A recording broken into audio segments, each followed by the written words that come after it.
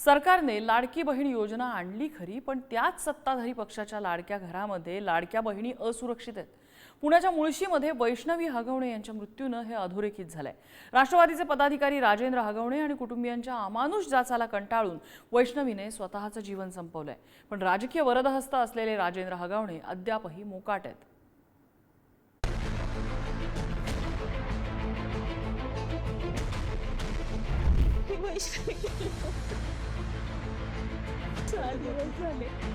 आज त्या बाळाची काय अवस्था आहे। तळहाताच्या फोडाप्रमाणे जपलेल्या लेकीचा हुंड्यापायी बळी गेल्यानं कसपटे कुटुंबावर दुःखाचा डोंगर कोसळलाय। सासरकडच्या छळाला कंटाळून 23 वर्षीय वैष्णवी हगवणे हिनं गळफास घेऊन आपलं आयुष्य संपवलंय। सासरे आणि राष्ट्रवादी काँग्रेसचे मुळशी तालुका अध्यक्ष राजेंद्र हगवणेंसह 5 जणांवर गुन्हा दाखल करण्यात आलाय। पण राजेंद्र हगवणे फरार असून वैष्णवीचा पती शशांक हगवणे, सासू आणि नंदेला अटक झाली आहे। वैष्णवीच्या लग्नावेळी हुंड्यात 51 तोळे सोनं, 7.5 किलो चांदीची ताटं आणि फॉर्च्युनर कार दिली होती। लग्नानंतर सुद्धा वैष्णवीचा हुंड्यासाठी अमानुष छळ केल्याचा हगवणे कुटुंबावर आरोप आहे। सासरकडच्यांची मागणी पूर्ण करण्यासाठी वैष्णवी माहेरी यायची।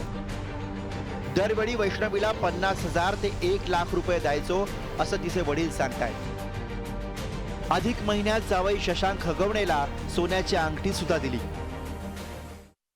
जमीन खरेदीसाठी 2 कोटींच्या मागणीचा तगादा लावला जात होता। खूप आनंदाने लग्न लावून दिलं एवढं स्वप्न पोरगे एवढे हौसाने सगळं करायची। न्याय द्या, माझ्या मुलीला न्याय द्या। आज त्या नरदेवाला शिक्षा करा, त्याला सोडायचं नाही। संपूर्ण कुटुंबाला सोडायचं नाहीये। शिक्षा ही जन्मठेपेची झाली पाहिजे पूर्ण कुटुंबाला। नंदेने तिला घरात तिच्या मारली, तिच्या तोंडावरती ठुंकली तिच्या तोंडावरती आणि मारत घरी आणल्यानंतर आता मी नंदेच्या पण आणि सासूच्या या कोपऱ्यात तिथं त्या इथंच बसलेल्या होत्या, त्यांच्या पायाही पडलो। कोणाच्या वडिलाला वाटत नाही की मुलीचा संसार तुटावा, मग म्हणून मी त्यांच्या ज्या काही मागण्या होत्या त्या मागत गेल्या, मी त्यात देत। विशेष म्हणजे वैष्णवीचा शशांक हगवणे सोबत प्रेमविवाह झाला होता, पण पैशांसाठी हपापलेलं हगवणे कुटुंब वैष्णवीला प्रचंड टॉर्चर करत होतं। सासरच्यांकडून किती जाच झाला हे वैष्णवीनं स्वतःच आपल्या एका मैत्रिणीकडे सांगितल्याची ऑडिओ क्लिप समोर आली आहे। मला म्हणते पिंकी काही की म्हणे तुझ्या आता इकडे सगळीकडे तुझी बदनामी करते, तू फालतू आहे, तू घाणेरडी आहे आणि घाण शिव्या द्यायला लागली, पप्पांना काही पण बोलायला लागली, मम्मीला काही पण बोलायला लागली। नुसतं अगं लय गं काय सांगू तुला, मगाशी पप्पा आणि मम्मी बसले होते म्हणून मला काही बोलता आलं नाही तुझ्याशी। दाजी बघत होते मला मारताना आणि त्यानंतर त्यांनी पण माझ्यावर हात उचलला आणि हे त्यांनाही खरं वाटलेलं आहे। त्यामुळे मी ठरवलंय की मी डिवोर्स देणार आहे त्या माणसाला आणि मी सांगितलंय पप्पांना, पण पप्पा म्हणले आपण करू ह्याच्यावर विचार म्हणून आपण ते आल्यावर। अजित दादांना मला एक निवेदन करायचंय, दादा ह्या लाट्या बहिणीला न्याय द्या। ह्या सगळ्या हगवणे फॅमिलीला जास्तीत जास्त सजा झाली पाहिजे व माझ्या मते त्यांनी तिला मरण्यास प्रवृत्त केलंय। तिची मारहाण जी अमानुष झालेली आहे ती न बघण्यासारखी आहे। वैष्णवीनं गळफास घेऊन आत्महत्या केल्याचं प्राथमिक तपासात समोर आलंय, पण तिच्या शरीरावर अनेक ठिकाणी मारहाणीच्या खुणा आढळल्यात। त्यामुळे वैष्णवीनं आत्महत्या केली की तिची हत्या झाली असा संशय व्यक्त होतोय।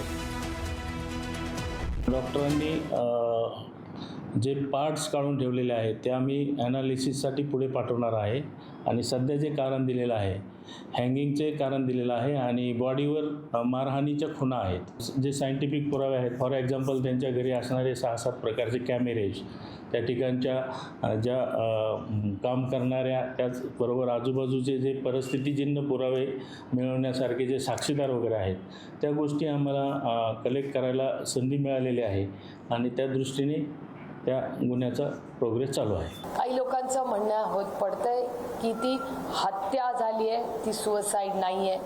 त्याच्यामुळे मला असं वाटतं हा विषय अतिशय गंभीर आहे। पण महत्त्वाचा मुद्दा असे की त्यांच्या कुटुंबातले आजही कर्ते पुरुष हे मिसिंग आहेत। मिसिंग होऊ कसे शकतात?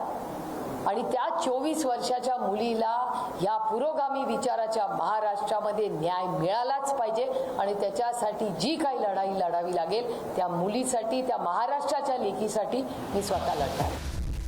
दरम्यान वैष्णवी हगवणे आत्महत्या प्रकरणाचं गांभीर्य ओळखून पोलीस खडबडून जागे झालेत.